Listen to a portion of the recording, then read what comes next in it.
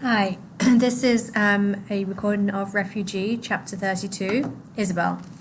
They are somewhere between the Bahamas and Florida, and they are 4 days from home. The little boat was falling apart. The seams between the sides had cracks in them. The engine rattled in its mountain, constantly weakening the bolts that held it in place. Even the benches were coming loose. Only Castro hadn't cracked. He stared up at Isabel, as stern and confident as ever, commanding her to fight against the impossible and win. Remember that on the bottom of their boat they have like a big poster board of Fidel Castro's face. But it was hard to fight against the inevitable. The water in the boat was almost to Isabel's knees. She and the others worked sluggishly in the blazing hot Caribbean sun to scoop, pitch, scoop, pitch. But water was seeping in as fast as they could bail it. The boat was sinking. Every empty water bottle and gasoline can had been tucked up under a bench to help keep them afloat. But if they didn't reach Florida soon, they were all going to drown. Fight against the impossible and win, Isabel told herself. When are we going to get there? Ivan whined. Mañana, Lito said wearily. Mañana.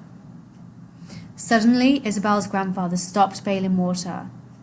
He sat up straighter, like he was looking at something in the distance. Mañana, he whispered. Lito? Isabel asked. Her grandfather blinked and his eyes found her again. Was he crying or was it just sweat and seawater? So this is our first connection between the three stories. The word mañana makes Lito remember something. What is it? Where have you heard mañana before? It's nothing, Chabela, just a memory. Something I haven't thought about in a long time. Isabel's grandfather gazed around the little boat and his eyes suddenly looked sadder, Isabel thought. She would have crawled over and hugged him, but there was no room to do it without 3 people getting up and moving for her to get there. Don't stop bailing, Senor Castillo told them from where he lay in the bottom of the boat. Maybe you could help, Pappy told him. I'm recovering, Senor Castillo argued. I can barely move in this heat. Besides, I don't see you bailing water. I'm tending to my wife, Pappy said, who's really sick. Ever since the Bahamas, something had come over Isabel's father. He'd been more attentive to Mammy, more focused on her than anything else. Nobody else noticed, but Isabel did. She'd seen him hold her hand, watched him gently move her hair out of her face, heard him whispering that he loved her, that he needed her. Things she had never seen or heard him do before. Are you saying my father is faking it? Louis challenged. I'm just saying it's very nice for him that everybody else is keeping this metal coffin afloat while he sits back and relaxes, Pappy said.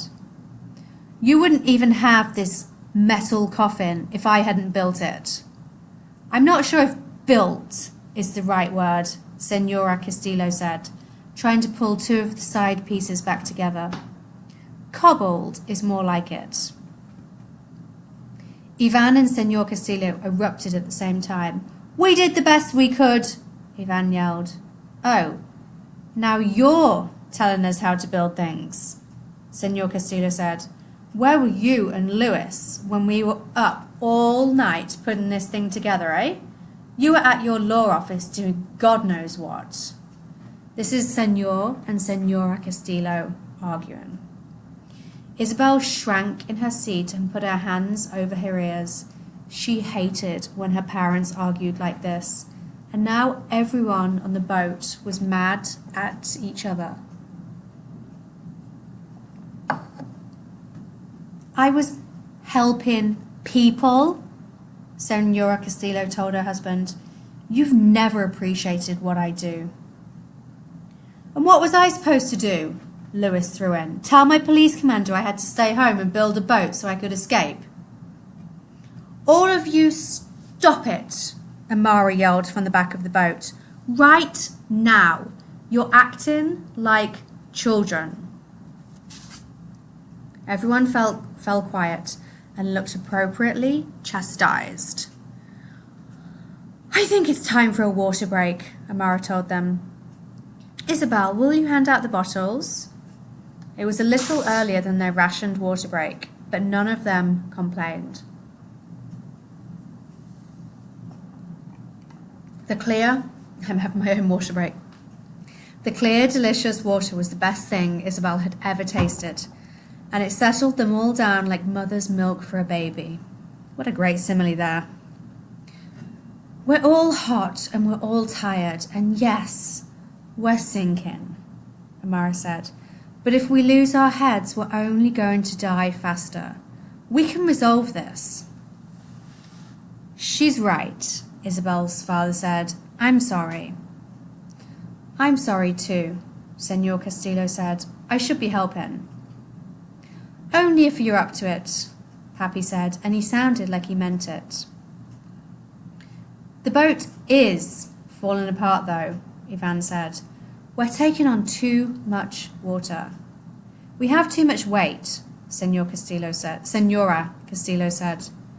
She was right. But what could they lose?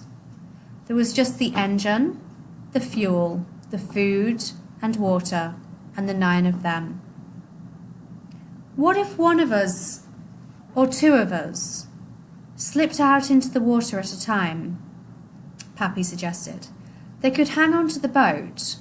Floating in the water alongside would help take some of the weight away. But it would drag on the boat, slow us down, Lewis said. But it might keep the boat afloat longer, Senor Castillo said. I think we should try it, Amara said. We'll take turns in the water. It'll keep us cooler too. And right now, Isabel thought, cooler heads just might be the most important thing of all. So just to remind you, they are in the water between the Caribbean, between the Bahamas and the United States. I don't know if you know that area of water, but there are sharks in there. Just putting it out there.